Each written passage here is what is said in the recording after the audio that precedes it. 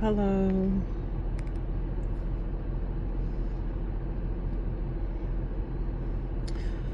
It's really intriguing to see, and it's really makes you wonder, or makes me wonder, as an FBA. Sometimes I have to wonder if God and our ancestors are one and the same.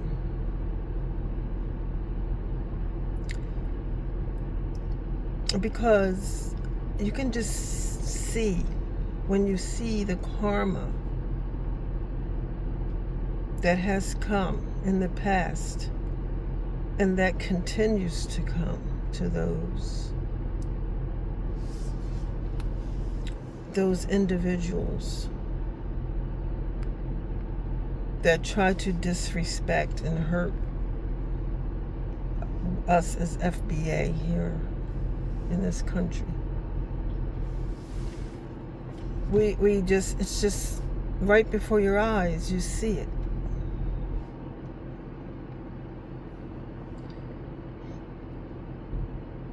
And it's just so amazing to me, because I know in my heart I have definitely felt disrespected by certain groups of people that have come into this country.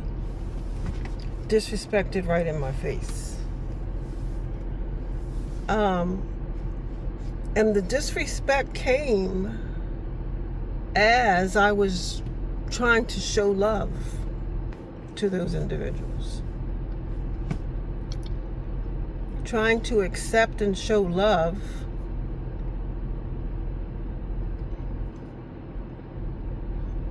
and then immediately receiving from those individuals disrespect.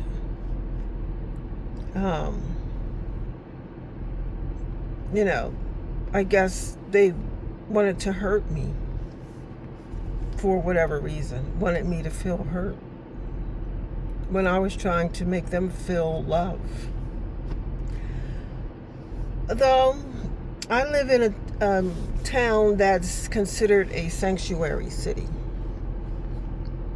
and the slogan we have in our town is "the world in one place."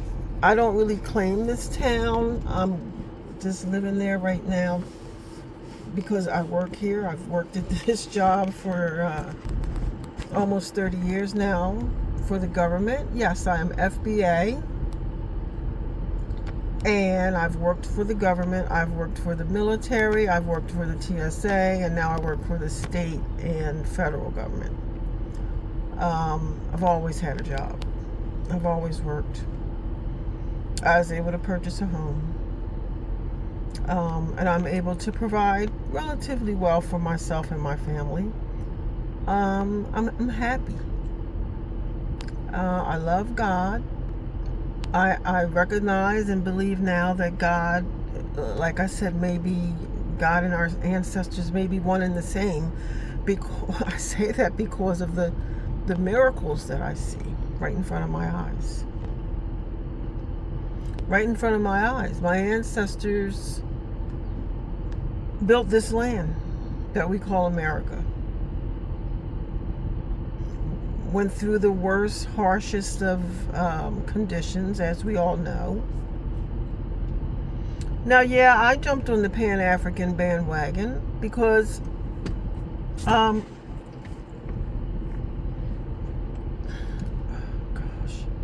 wanted to know. I wanted to see Africa. Obviously, Africa must be beautiful because there's been certain other people have traveled there and colonized it. And many of them stayed there and never went back to their prospective countries. Many of them. So there's something there that they saw. So I need to see for myself. And if my ancestor traveled to America in a slave ship and took months and months and months to get here under harsh conditions, certainly I felt it my obligation to go back there to Africa in a comfortable plane, perhaps first class, to see it for myself, which I did. And Africa is beautiful, and the people are beautiful. Okay, but now living here in the U.S., in the sanctuary city, I'll get back to that. I've been disrespected by some of the people in my own neighborhood when I was simply trying to be neighborly and show love and show acceptance. Unbeknownst to me, they did not want to be accepted and did not want love from me. Okay? I had to find out the hard way. The one example I'll give you is real quick. I'll try to make it quick. Is I had a neighbor who is Haitian. Now, on my block, where it's all row houses or townhouses. So my neighbor right next door, he's from Haiti, and he was a cook, or is a cook, a very good cook. He cooked for a hotel, I believed. And he used to cook for me quite often. And even though he and I didn't always see eye to eye on things, and didn't, because we have different levels of education, and we're from different lands, I guess. But for the most part, he cooked for me. I mean, he would cook, and his food was so good, I would always joke to my children. I say, listen, if he's trying to poison me, surely I'm going to die today, because his food smells so good and I'm going to eat it. Well, we got more and more Haitians on our block, and he was Haitian, as I said, and he ran into some problems with the other Haitians in our neighborhood, and he moved. He had expressed to me prior to moving that he did not like Haitians, even though he was Haitian. He did not like Haitians, but he tried to. I think he tried to interact with the Haitians, but everybody's different, and some things happened, and it got ugly, and he had to go. Well, he felt he had to go, and he left. He bought another house somewhere else. He was working class. I don't know how long he's been in this country, but I think he was a citizen. It's really none of my business, and I just had to tell that part of the story because to lead to the next part, which is, for the most part, he lived alone with his son. And sometimes he would have, once in a blue moon, he would have, maybe a female come by to visit with him. I don't know who these females were. I don't know if they were relatives or girlfriends or what have you. But like I said, our houses were right next to each other, and there were 2 occasions where, I came out of my house only to see that, and I have a front porch and he has a front porch, only to see that, there's a female, perhaps a Haitian female on the porch, sitting there or what have you. And so the neighborly thing for me to do, I felt, was to show respect by saying a simple hi or hello as I walked by and went on my way, expecting the same respect, to hear hi back to me.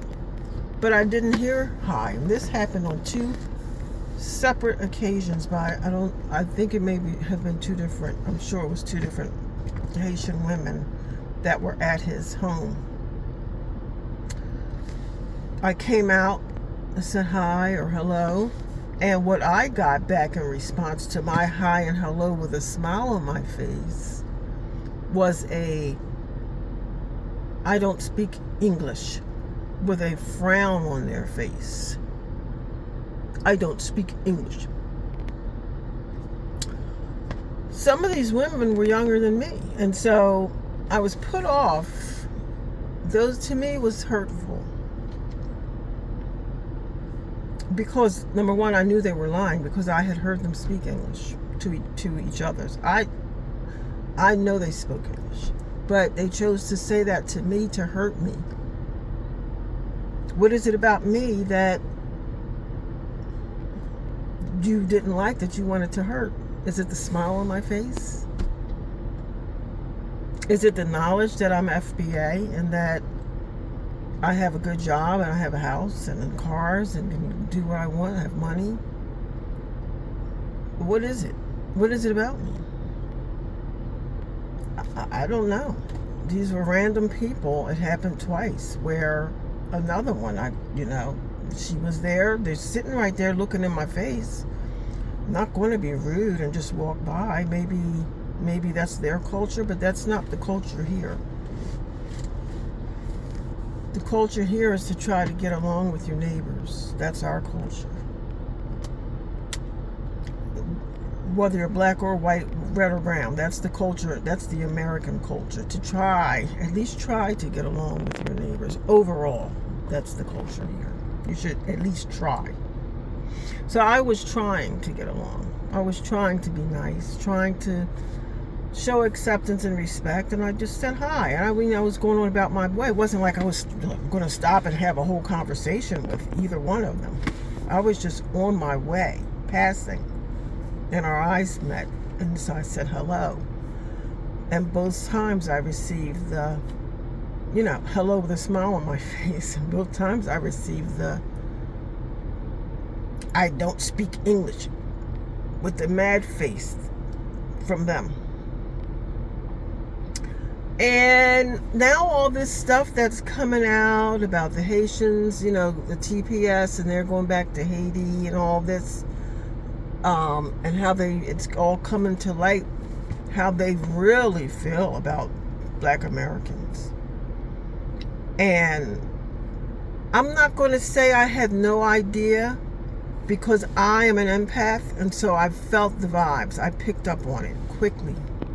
I was surprised my daughter wasn't aware of it. Well, she hadn't gone through the things that I've gone through. I've gone through some situations that were very hurtful and disrespectful with some of the Haitians in my neighborhood. And she wasn't around. So, and I don't think I explained some of it. Many chapters. I'm not going to sit here and explain and tell the story of each and every one of them. So I'm just going to pick that one. The one that most of all to me felt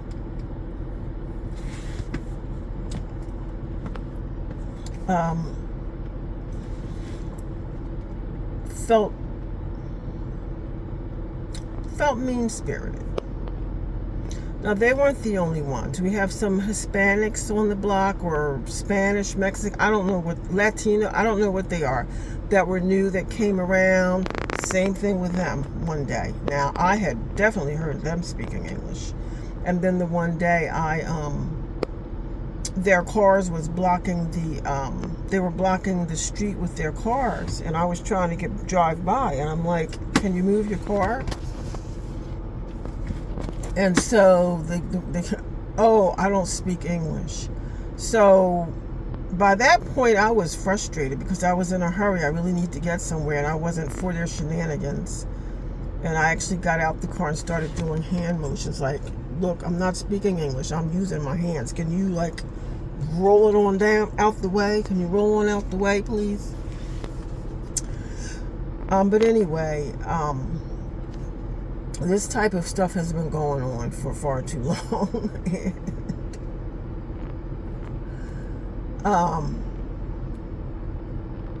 I'll just say this. I'm going to end this video pretty soon. I'm just going to say this.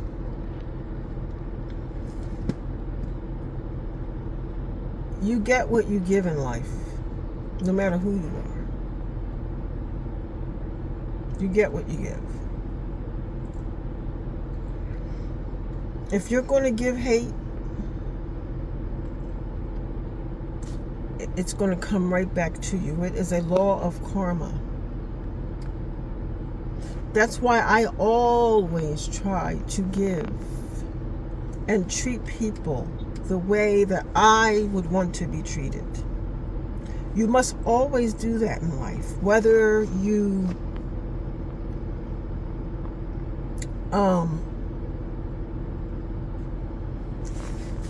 really don't want to or not.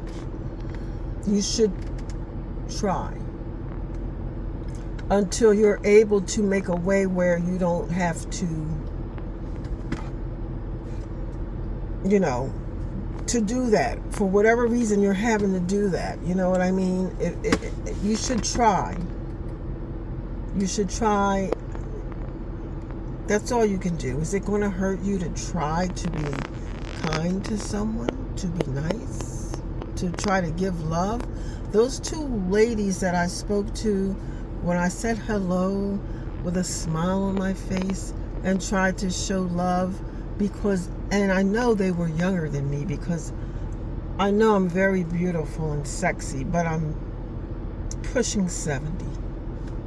God has blessed me with good looks, but I also have a little bit of a brain.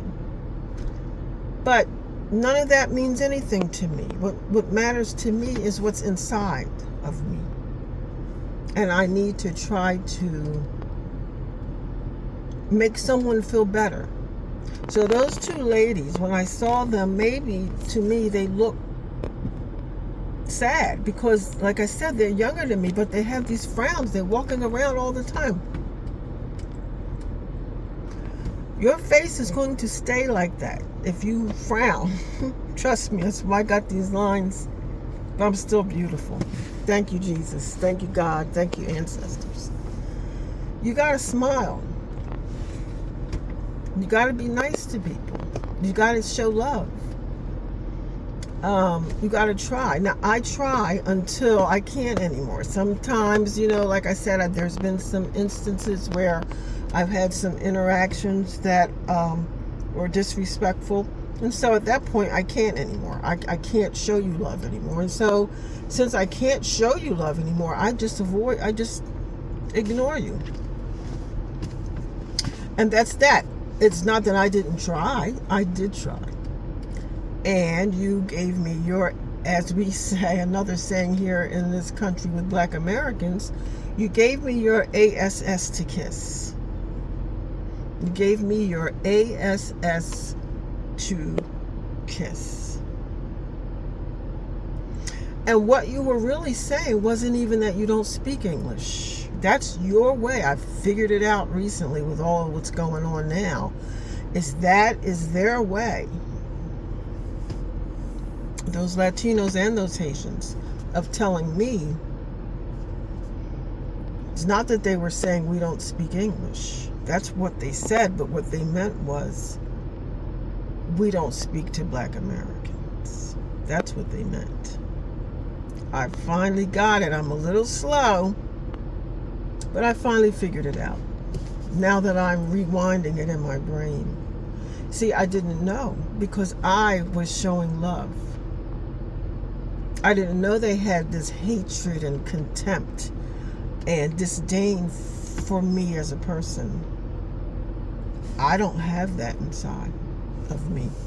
I have love inside of me. And so I say that to say, this will be the last thing I say. All you individuals out there who are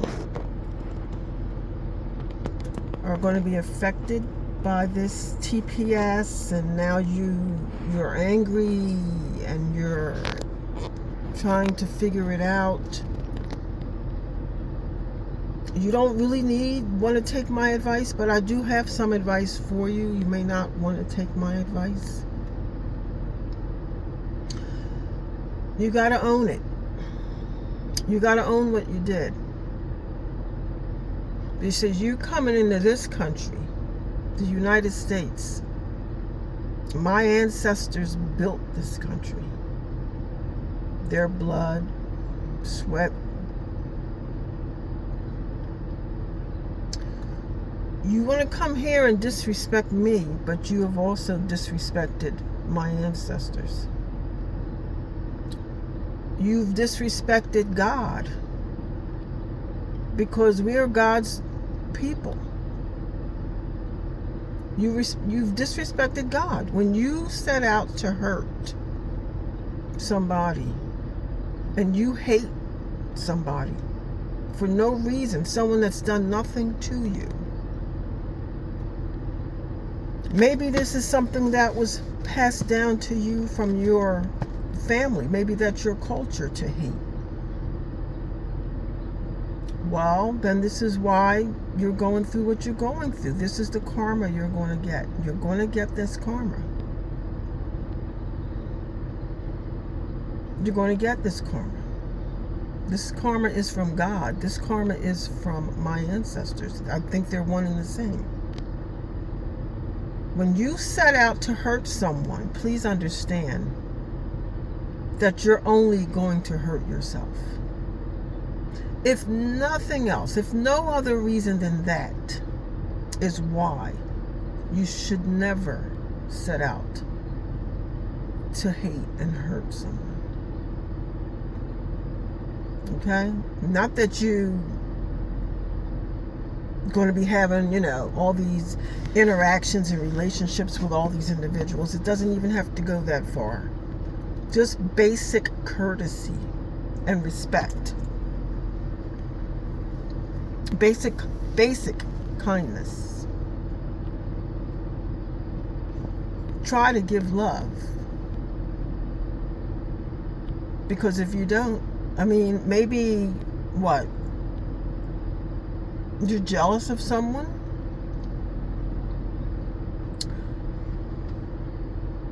You got to pray on that. You know when you're jealous. You got to own it. You got to own it and pray on it. And try to overcome that.